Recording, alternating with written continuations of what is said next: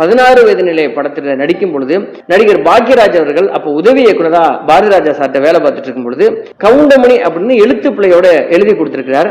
அதிலிருந்து கவுண்டமணி ஆயிருக்கிறார் கவுண்டர்மணி. கவுண்டமணி அவர்கள் 1963 சாந்தி அப்படிங்கிறவரை திருமணம் செய்திருக்கிறார். இவருக்கு 2 பெண் பிள்ளைகள். 1964 முதல் திரைப்படங்கள்ல தலை காட்ட ஆரம்பித்திருக்கார்.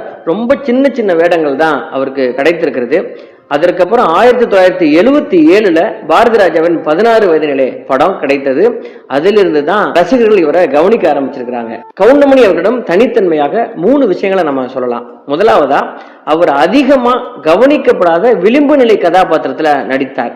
ரொம்ப கீழ்மட்டத்தில் இருக்கிற அந்த கதாபாத்திரங்கள் வெட்டியான், பிச்சைக்காரன், பூம்பூ மாட்டுக்காரர், ஈயம் பூசுகிறவன், தையக்காரர், நரிக்குறவர் அப்படின்னு ரொம்ப அடித்தட்டு மக்களை பிரதிநிதிப்படுத்தின ஒரு நடிகர்னு இவரை சொல்லலாம். இவரோட அளவுக்கு அடித்தட்டு மக்களை காட்சிப்படுத்தின வேற எந்த நடிகர்